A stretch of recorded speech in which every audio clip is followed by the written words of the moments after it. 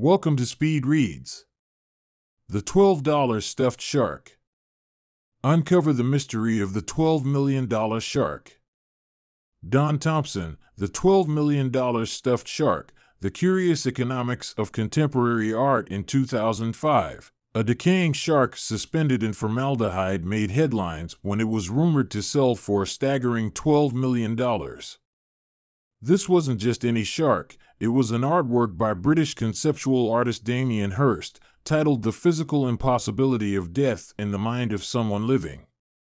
But why would any piece of art command such an astronomical price? To answer this question, you need to explore the intricate world of contemporary art economics. While Hirst's work is undoubtedly iconic, its value isn't determined by aesthetics alone. The sale to hedge fund billionaire Steve Cohen marked the highest price ever paid for a living artist's work at the time, underscoring the complex web of factors that shape the art market. The economics behind these eye-watering figures go beyond just the artist's name. They involve collectors, auction houses, galleries, and investors who see art not only as a cultural artifact, but as a lucrative asset. This speed read will guide you through the mechanisms that drive prices and the fascinating reasons why some collectors view art as a sound investment. Dive in to uncover the hidden forces that make the contemporary art market one of the most volatile and intriguing financial arenas in the world. Before we continue, be sure to subscribe to our channel. Your support is greatly appreciated. Branding is everything. Branding is everything to an outsider. Contemporary art can seem baffling. Stories of gallery cleaners accidentally throwing away artworks because they look like rubbish, or the infamous, "my 5-year-old could do that" reaction, are common. But here's the first secret. For most art insiders, contemporary art is equally confusing. Even seasoned buyers can feel insecure about their purchases. This is where branding becomes an essential force in the contemporary art market. Consider the difference between saying, "I spent $7 million on a statue made from old tennis balls," versus, "I spent $7 million at Sotheby's on a statue made from old tennis balls." The latter is far more compelling because branding legitimizes and confers value. Just as in fashion or household appliances, branded galleries like Gagosian or White Cube and auction houses like Sotheby's or Christie's reassure collectors. The association with these prestigious names instantly elevates the perceived value of the artwork. This branding isn't limited to institutions. A handful of artists, like Andy Warhol and Damien Hirst, and even collectors like Charles Saatchi, have reached branded status. Once an artist is branded, the market accepts almost anything they create as legitimate and valuable. Take Ankawar's date painting series. These minimalist works display a specific date, reflecting his meditation on time and existence. These works, simple in design and repetitive in nature, fetch high prices not because they're technically demanding or rare, but because Kawar's name is a brand in itself. Branded players command higher prices. A piece that might sell for $4,000 in a small, unknown gallery could fetch $12,000 at Gagosian. Even sellers benefit. Branded artworks often allow consignors to negotiate favorable deals, such as zero seller's commission, because the privilege of selling a well-known piece, like a Picasso, is valuable enough for auction houses. But it's not always about the money. For the ultra-wealthy, large sums no longer impress. Instead, they are after positional goods, items whose value comes from their exclusivity and status. Owning something like Jasper Johns's White Flag isn't just about the artwork. It's about the cultural and social capital that comes with it. In the art world, branding isn't just a financial tool, but a way to signal your place in a highly competitive cultural hierarchy. Art is scarce. Art is scarce. What do gold, diamonds, and art have in common? They're all scarce commodities, and their value is deeply tied to their rarity. The art market, in particular, thrives on the limited supply of artworks. While contemporary art may feel ubiquitous, the supply of non-contemporary artworks by artists like Picasso, Modigliani, or Degas is shrinking. As museums acquire more pieces and private collections grow, fewer significant works come to market, driving prices skyward. For instance, a minor work by Paul Gauguin, Cavalier devant la Caisse, sold for £969,000 in 1998. But when it resurfaced in 2007, it fetched $4.9 million. A striking example of how scarcity inflates value. As the availability of non-contemporary art dwindles, contemporary art has surged to fill the gap, commanding high prices and greater prestige. The contemporary segment is now the most dynamic part of the art market. Artists like Andy Warhol, Willem de Kooning, Jasper Johns, and Jackson Pollock have achieved record-breaking sales. Pollock's No. 5, 1948, famously sold for $140 million in 2006, a figure rivaling that of the greatest modern and impressionist painters. Despite the high prices and attention-grabbing sales, contemporary art remains a relatively niche market. Auction houses handle around $5.5 billion in contemporary art sales annually, and when private gallery and art fair sales are included, the figure expands to approximately $18 billion. While hefty, this is still modest compared to other sectors, just half of Apple's yearly turnover. Ultimately, rarity drives the art market. As the pool of historic works diminishes, contemporary art is stepping up to meet the demand for high-priced, high-prestige pieces. Even as contemporary artists approach the record sales of past masters, the enduring appeal of rarity continues to shape the market. Dealers are critical gatekeepers. Dealers are critical gatekeepers. In the contemporary art market, the dealer plays a pivotal role in determining which artists rise to prominence.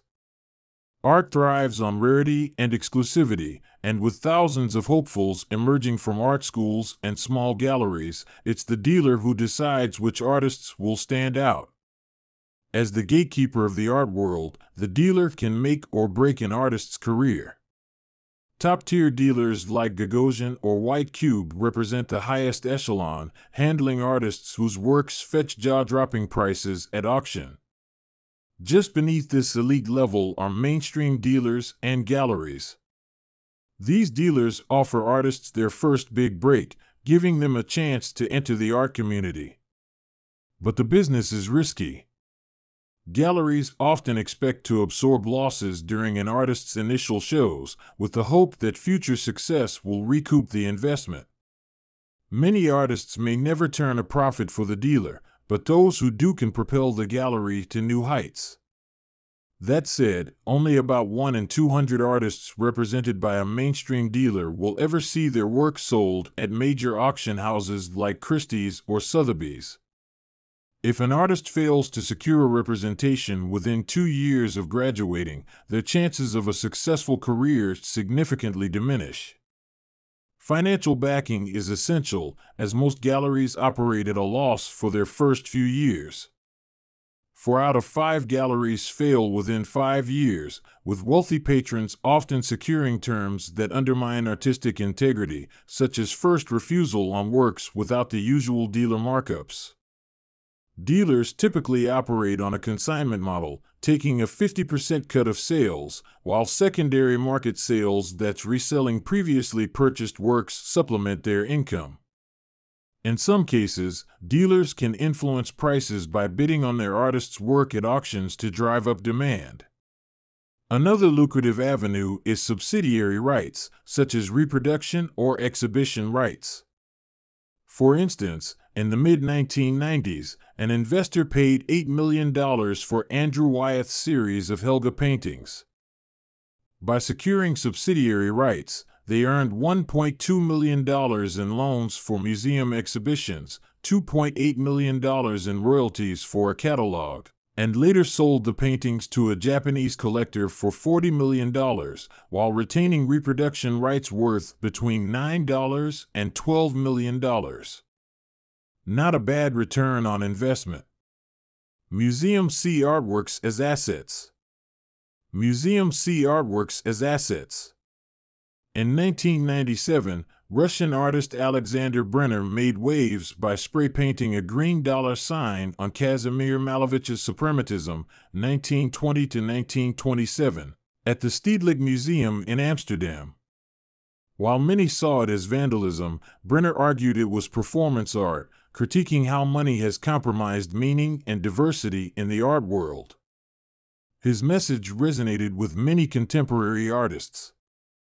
The market and money have become inextricably linked to artistic value. Today, price itself confers meaning in the contemporary art world. Works that fetch high sums are seen as valuable, not just monetarily, but artistically. Andy Warhol captured this irony in his own work, famously stating, "I like money on the wall." For Warhol, art and money were two sides of the same coin, a commentary on how the market elevates art through sheer financial power. Yet, paradoxically, many of the world's most valuable artworks are hidden from public view. In the UK alone, there are around 150,000 paintings in museums and galleries, with a staggering 120,000 of them in storage at any given time. Globally, more than half of museum-held artworks remain unseen, treated more as assets than public treasures. Stored art holds value not just for its cultural significance, but for its financial potential. Occasionally, stored works find their way back into the public eye through leasing. For example, the Louvre leased its name and art to the Louvre Abu Dhabi for $575 million, with another $400 million to license the name for 20 years. Ironically, while the branding and artworks commanded huge sums, the Abu Dhabi Museum's building was budgeted at just $115 million. A clear reflection of how the art world often prioritizes the value of the name and artwork over the space in which they're displayed. Art as an investment. Is art a good investment? Art as an investment. Gallerist Mary Boone once remarked that some people buy art like lottery tickets. While many collectors acquire art because they connect with the pieces, or because much of older art has been absorbed into museums and private collections, others see art as an asset that appreciates over time. But is this belief accurate? In most cases, art isn't an efficient or lucrative investment. Art markets are notoriously cyclical, and history is full of dramatic booms and busts. In the 1980s, the demand for Impressionist art seemed unstoppable, peaking in 1990 when works by Gauguin and Renoir sold for $82.5 million and $78.1 million, respectively, in a single week. Yet, just a year later, the market bubble burst, driven by the global recession and the Gulf War. In 1991, an auction of Impressionist works saw 41 lots go unsold. It took until 2005 for prices to return to their former highs. Even top-tier museums and experienced collectors rarely achieve astronomical returns. For example, the Whitney Museum purchased Picasso's Garçon à la Pipe for $30,000 in 1950. And its sale at Sotheby's in 2005 for $104 million was a headline-making success. But the Whitney's collection has averaged an appreciation of just 7% annually, and a fifth of the works it's auctioned have sold for less than their acquisition cost. High-profile collectors like Charles Saatchi, who can move the market through their purchases, are rare exceptions. Most collectors must ride the market's unpredictable waves, and auction houses reject 4 out of 5 works brought to them for sale. NYU researchers Gian Payne May and Michael Moses created the May-Moses Index to track art market performance. It measures the price appreciation of works that have sold at auction more than once, offering insight into art's investment potential. But while the index points to positive returns, its data can be misleading. The index has significant limitations. It only includes works that have resold at auction, excluding pieces that didn't sell, as well as private and dealer sales. It also doesn't factor in transaction fees or taxes. When compared to stocks, art typically underperforms as an investment. The stock market tends to offer higher returns, along with greater liquidity and fewer transaction costs. So, while the Mimosas Index may present a favorable picture, art investment is generally less lucrative and riskier than traditional investments like stocks. Build your own art collection strategically. Build your own art collection strategically. Can you make money as an art investor? The answer is yes, but like any investment, building a profitable contemporary art collection requires research, strategy, and patience. First, it's essential to gather information. Start by visiting galleries in major art hubs like London, New York, Berlin, and Paris. These cities are at the forefront of the contemporary art scene, providing a window into emerging trends and up-and-coming artists. Many investors also rely on the expertise of art advisory services from investment banks, which offer valuable insights into promising artists.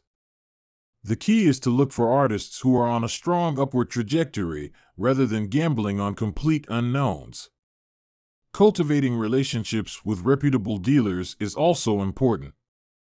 Dealers are the gatekeepers of the art world, and often collectors must prove their seriousness before being allowed to purchase works from high-demand artists. In some cases, you may even find yourself on a waitlist for certain pieces. Trustworthy dealers can help you navigate the complexities of the market and offer access to pieces with strong potential for appreciation. When building a collection, it's wise to focus on works priced between $30,000 and $75,000. Avoid spending large sums on blockbuster pieces right away. Diversification is key to minimizing risk. Owning 10 works valued at $50,000 each is typically safer than investing all your funds in a single $500,000 piece. This spreads your exposure across different artists and styles. Patience is essential. The best strategy is often to buy and hold, sometimes for 20 or 30 years. It's also important to monitor market trends through platforms like ArtNet. Younger artists tend to experience a sharp rise in prices, followed by a plateau. If you're looking for quicker returns, it can be advantageous to sell before this plateau. The best return on investment often comes from acquiring works by young, innovative artists who shape the direction of art, rather than late career masters refining their styles. If you have a strong taste and education in art, consider expanding your search to non-Western markets like China, where many emerging artists are gaining international attention. With the right strategy and a long-term perspective, a contemporary art collection can indeed be profitable. Final summary. In this summary to the $12 million Stuffed Shark by Don Thompson, you've learned that the contemporary art market is dynamic and unpredictable, driven by branding and scarcity. Dealers, collectors, and auction houses all play key roles in shaping the economic reception of works of contemporary art. While some see art as an appreciating asset, history shows the market is cyclical with frequent booms and busts.